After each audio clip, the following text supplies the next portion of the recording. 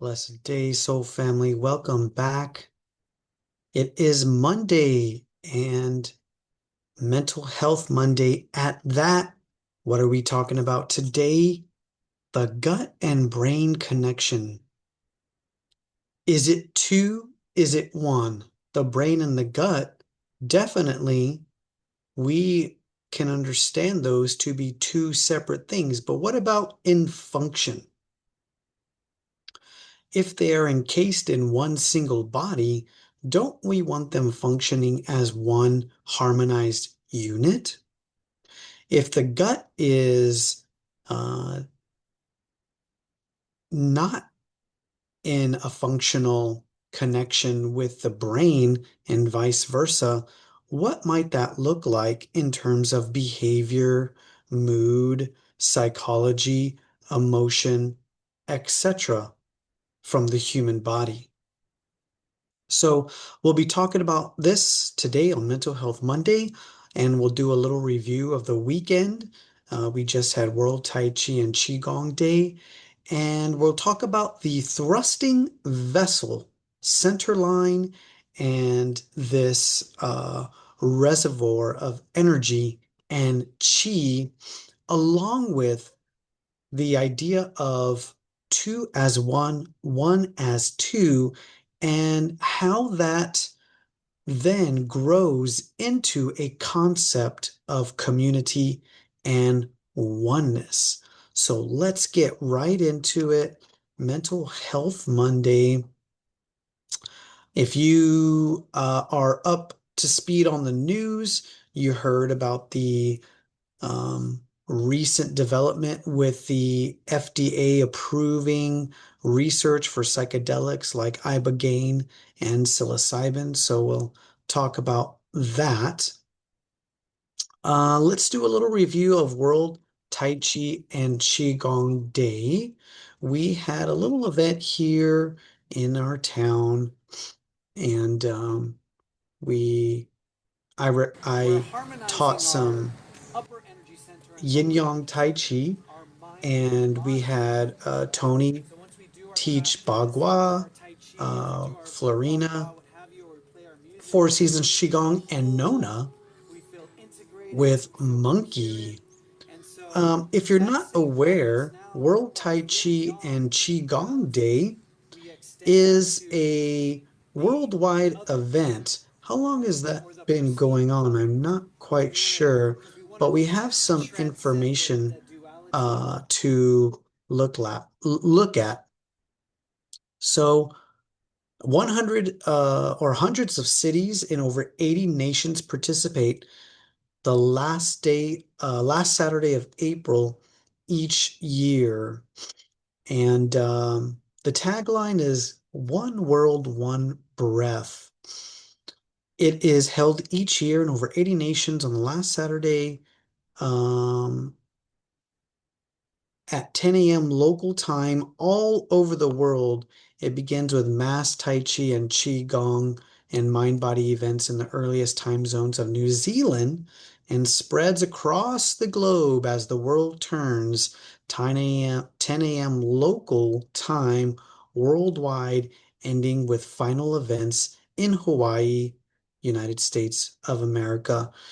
I would definitely recommend checking out worldtaichiday.org for some interesting information and resources. So give it a look.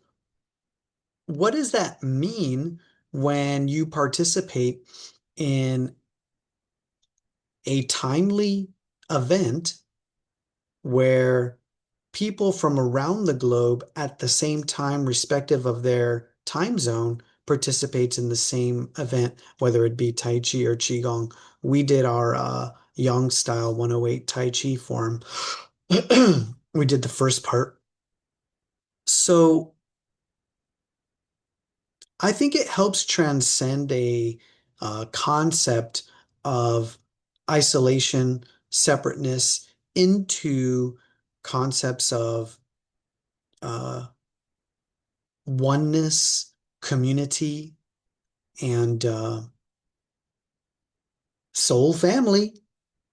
So something to think about and look at because we're going to talk a little bit about more about Sangha and community. Sangha as a term that comes from Buddhism that represents the community. Um, and then we'll come back to that concept when we talk about two as one, one as two.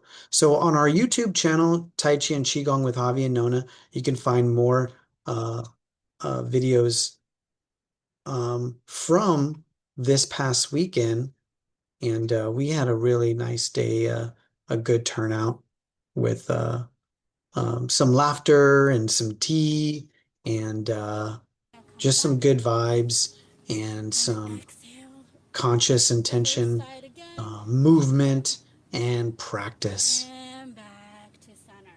Okay, now maybe we saw something right there. We're going to take both And this paws is right Nona behind us.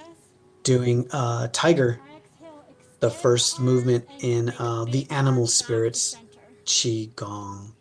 All right, Now we're going to take a let's breath talk about the deeply in, central channel. drawing back. The central channel gives us the basis for Tai Chi and Qigong study and practice. So in Qigong, we learn that we have eight vessels, I think 16 channels, 21 meridians. That's just kind of off the top of my head. Let me know in the comments if I'm right or if I'm wrong about that. Let me get my images here. Apologies. Yeah, let's look at some videos from, I'm sorry, some images from this weekend. So this is myself and Nona. Um, the sun came out. It was cold and foggy, but this is our little Bagua circle. Let's see, early morning doing our warm up, getting the chi flowing. I'm leading the warm up. That's Nona. Wrapping the day up. That's our flyer that we had. Our doggy. We had a good little group there. These she's doing revolving, tiger revolving. She did a little bit of deer and let's see. Pretty good group here. Florina doing Four Seasons Qigong. So yeah, really good event. Definitely check it out. And if let me know if you hosted one this weekend. Let me know how it went. I'd love to talk about it. Maybe do a little workshop wrap up of what you enjoyed about it, what's significant to you, why you engaged. So the question is like, why do we do these things? Why do we participate in these things, right? There's so many things we can do with our time and with our day. Um, This is a good opportunity to look at the poetry for April as we're winding down with April. The origin of a human life is nothing else but the original Qi, Yuan Qi, the origin of human life, Yuan Qi. If you know where the original Qi resides, then you are not too far from the great Tao. Lao Tzu said, millions of objects are embracing singularity, Bao Yi, and they live. There's no object which does not conceal the yin and embrace the yang. There's no object that contains both yin and yang. And we just need to remind ourselves of this truth. There's no object that doesn't contain yin and yang. So being that it's Mental Health Monday, how might that influence our mood, our psychology, our emotional life, our dreams, our intentions, right? So we're talking about the Chong Mai today, and this is kind of blurry, but you get the idea. And this is showing also how the Chong Mai, the thrusting vessel, central channel, is connected to the lower Dantian, the gut, and the upper Dantian, the brain, right? And so because of this large major connection, two seemingly separate objects, we could say, have this trail, path, road, avenue, street, hallway that's connecting them, essentially connecting two and making two as one. And so that's what we often talk about in Qigong. Is it two or is it one? Is it one or is it two? Like your hands. Let's say you're let's say you're eating. You're holding your plate or your bowl, and with your chopsticks or spoon or something or fork, you're eating. In function, your hands are serving as one, but they're two separate hands. So the Chiang Mai and the vessels can be found with a simple search, and you can find really old images and fairly new images of the vessels and how people have depicted the vessels. This is similar to the idea of like the chakras. The chakras are essentially more energy channels, or I'm sorry, energy centers that other fields of study decide to look at. Here is a good image of the, they're calling this the governing vessel, conception and governing. So within the torso, we're looking at three major vessels that really serve as well springs, reservoirs that feed the extremity channels in the body. So this actually doesn't show the central channel that is within the spine, but this shows the governing around the back side and the conception around the front side. And this actually shows the connection between the kidney and the heart. You see the lower dantian, and it's connecting, the brain here. Um, and let's look at this image where we have the yang vessels and the yin vessels. Four yang vessels and four yin vessels that balance the body and provide the foundation and the framework, again, that feeds to the extremity meridians. So, for example, how would this work and what does this look like? So my teacher would always talk about in in Qigong, what is the function of sleep? What happens to the energy when we go to sleep? Okay. So what we theorize is that when we lay down and go to sleep, all of the energy comes to the center line, the thrusting vessel, the Chong Mai, as a function of uh, preservation, storing, and then the body does all of its repairs and its cleaning and whatnot.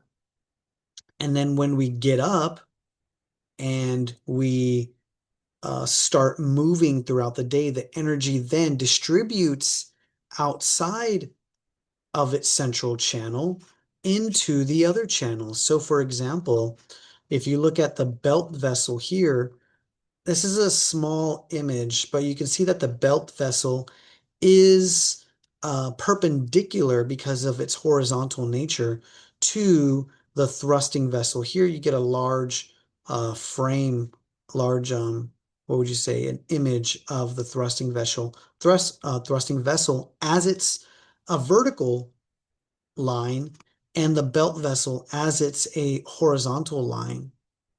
The belt vessel is what we say that the energy starts to go into. So for our stability, our balance, and our walking, my teacher would say, so in the middle of the night, when you get up to go to the restroom, don't you notice that your balance is off? Well, why might your balance be off? Theoretically, it's not necessarily in the rest of the vessels that allow for your smooth walking in the that you usually do day in and day out. So then what we talk about is the um, the function. Now that we have this idea of connecting the brain to the gut, what does science tell us about the brain and the gut access and function? So in Qigong, this is interesting. This old image here, I'm not sure if you can see it, it's depicting this cauldron. So this little cauldron here is often how the lower dantian is described as the internal fire within the body. And the chi and that'll take us to the translation of the Chong Mai. So if you do a little research on what the Chong Mai is, I'll read it to you. What we find is just kind of looking at the meaning, what is Chong and what is Mai? So originally the Chong Mai is composed of the radicals, and the radicals are like the pieces of the pictogram for water and middle center. So Chong being water and or Chong is composed of water and middle or center, suggesting a central flow that rushes through and it carries a sense of penetrating through membranes and internal organs to regulate the entire system. Mai consists of the flesh, radical, and the tributary slash vein radical, conveying the path, emphasizing physical manifestation in the body's tissues and circulation. So Chiang Mai is one of the 8 extraordinary vessels, it says, most commonly translated as thrusting vessel, penetrating vessel, or thoroughfare vessel. Refers to the dynamic nature and the powerful upsurge of qi it facilitates from the lower abdomen toward the heart, chest, and head.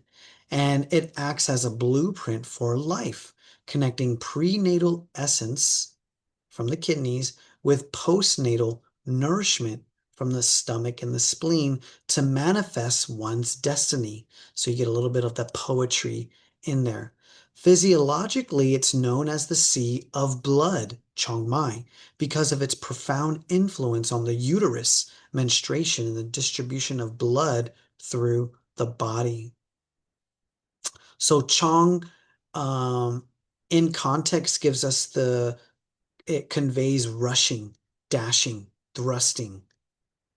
And my teacher tells us because the gut and the gut center, the lower dantian, is a physical energetic center, giving us the quantity of qi because it's utilizing post-birth qi, food that we eat, and then the connection to the upper energy center, giving us the quality of the qi's manifestation, our Tao De, our morality. The communication is such that in an instant there's communication between the gut and the brain. And this is what he explains as the idea of thrusting. And energetically, it's also a reservoir. And some people dispute the concept of reservoir, but it's also the reservoir for that central channel. How important is center? How important is core energetically? Okay. So, what does science tell us about the gut and brain axis? The brain and the gut are intimately connected, science says, and send signals back and forth. Emerging evidence suggests that the imbalances in the gut microbiota can disrupt this communication and potentially lead to mental health disorders such as anxiety, depression, and even developmental conditions. The gut microbiota produces and interacts with various compounds, including neurotransmitters like serotonin and gamma aminobutyric by butyric acid, GABA in short, playing crucial roles in regulating mood and emotions. Serotonin, known as the happy hormone, is primarily produced in the gut and influences mood, sleep, and appetite. The doctor says disruptions in the gut microbiota can interfere with the production and signaling of these neurotransmitters, contributing to mental health disorders. And studies have found higher rates of depression and anxiety in patients with GI disorders like irritable bowel syndrome and ulcerative colitis.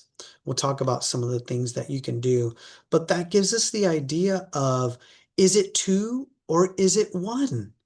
Science can help us understand um, this a little better, um, and provide the foundation for the research that's currently going on. So it's often called the the brain axis. Up to 90% of the body's serotonin is produced in the gut. The vagus nerve acts as a direct line of communication. The immune system regulation, because the healthy gut acts as a barrier, and in an unbalanced gut, like giving dysbiosis, can cause inflammation, leading to neuroinflammation and consequently anxiety and depression. And beneficial bacteria produces short chain fatty acids which have anti-inflammatory properties that support brain function. So here we go, coming along with science supporting the energetic component that Qigong scholars and Tai Chi practitioners have tried to uh, inform us with and influence education, telling a different story or a foundational story about existence, about how we humans are structured.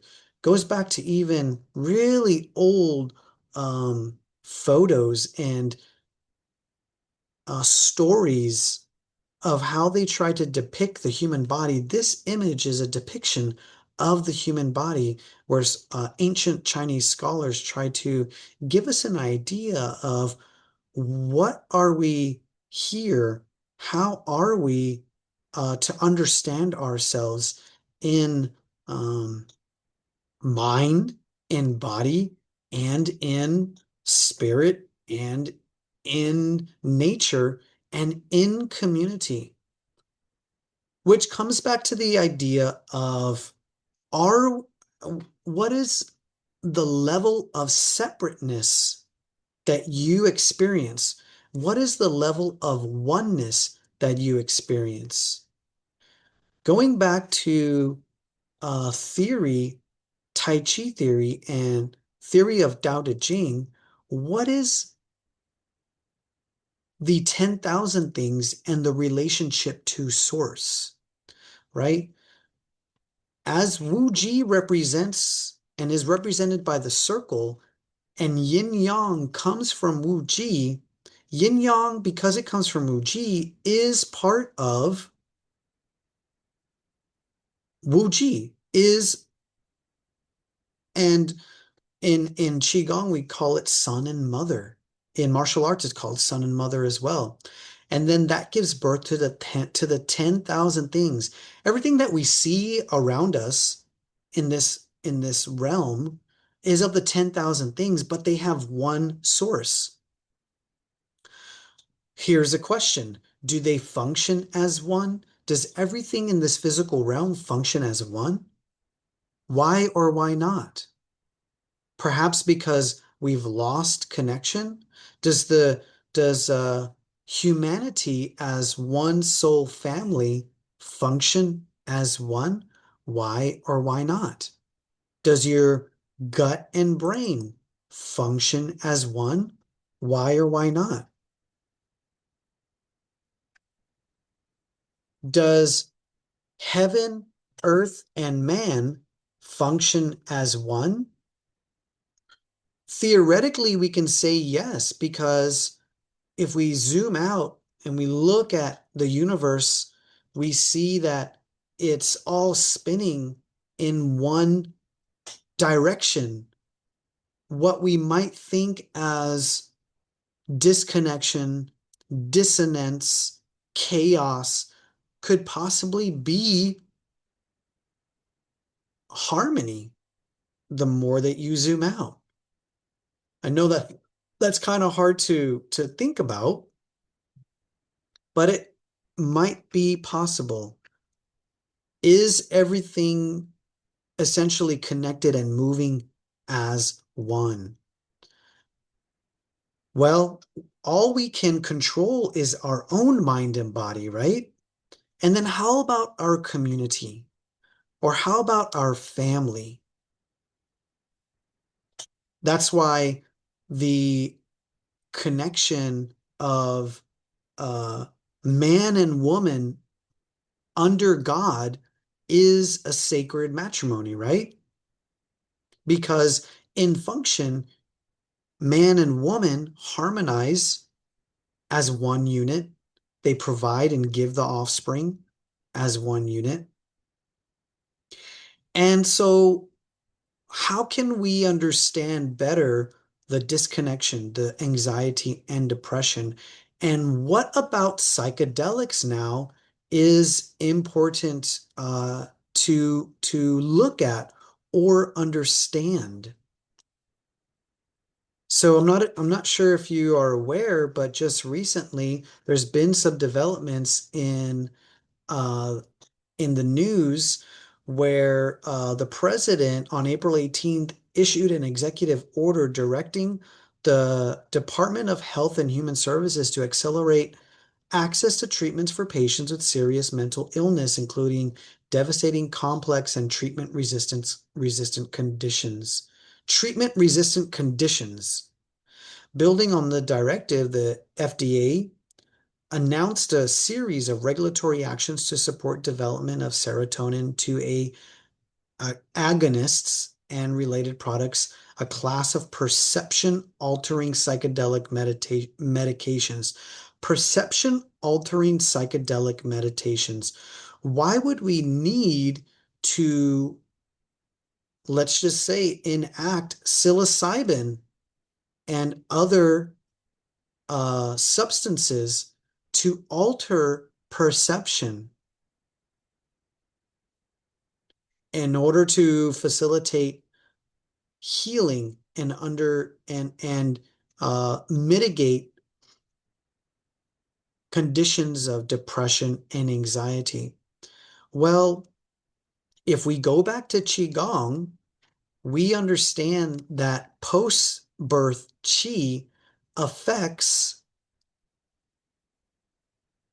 our gut and brain. Post-birth Qi, when we take it into our mouth, goes down into the gut, and then because they are in function one, whether we're eating good food, bad food, what have you, we know in Qigong it's going to affect our whole body system. So, because we understand that, then we choose to eat seasonal foods. In the springtime, we'll eat seasonal foods. In wintertime, we'll eat seasonal foods. We'll choose to ingest greens in the spring because we want to support the liver, because we understand that the liver gets activated in the springtime, which can produce emotions of irritability and anger. And we want to balance that with the post-birth chi in the form of greens and other um, anti-inflammatory post-birth chi, greens coming from the earth. Well, does psilocybin come from the earth? Does ibogaine as a plant tea come from the earth? And then so what then now can we say, and why has there been a disconnect in saying and finally coming to grips on mushrooms, psychedelic mushrooms, or plant medicine, or even cacao, or weed, cannabis? As all these things come from the earth, why have they been suppressed or kept from us to the point where the president has to issue a directive to say, okay, allow the Food and Drug Administration to conduct research on veterans who are experiencing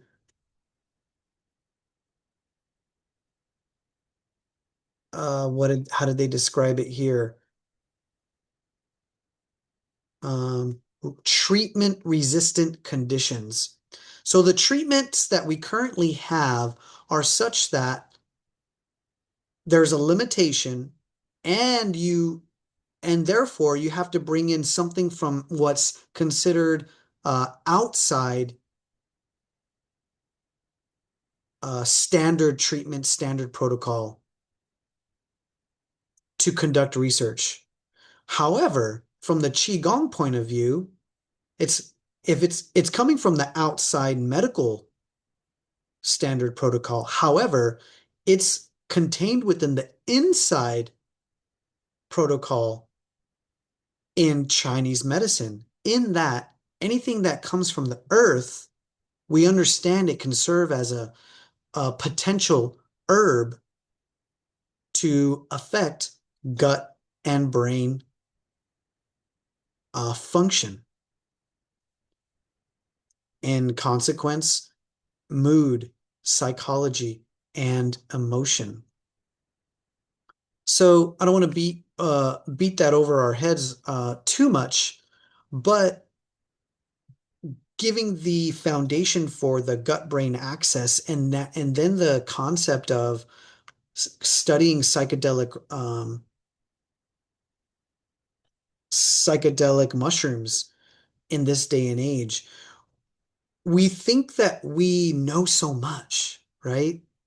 Yet these things that just essentially come from the earth, similar to humans of the earth, we would think that because they have a common root, that being the earth, they could easily share the same space. However, standard medical protocol and treatment says that these things that, yes, while they come from the earth, are not accessible to humans. We have to think about that and try to understand what has prevented, what has disconnected us essentially from who we are. Anything that comes from the earth has a, um, a similar origin, is in effect one with it. In this case, psychedelics, humans, earth. So let me know what you think. Let me know what you think on that.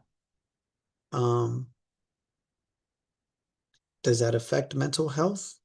Well, what does that say about our mental health? What does that say about altering, mind altering substances, right? In contrast to well accepted and well accepted substances, sugar, caffeine, ice cream, what have you. How can we better understand what is really going on and why we are seeing the mental health um, epidemics that we're seeing today? Suicide is the second leading cause of death among people ages 10 to 24. I think that's according to the CDC. This is the NAMI website. 1 in 7 youth ages 6 to 17 experience a mental health disorder each year. Not saying should we put them on psychedelics? No. But there is standard protocols that sometimes what they're seeing in veterans, they're unable to break through the disorders. 1 in 5 adults experience mental illness each year. But what does that mean? What does that look like? 50% of all time, 50% of all lifetime mental illness begins by 14 and 75% by the age of 24. That's important because those are developmental years. What is it about our developmental years that that people experience a catalyst that can affect the rest of our lives in 50% of the population? And then finally, why is the second leading cause of death in people ages 10 to 24 suicide?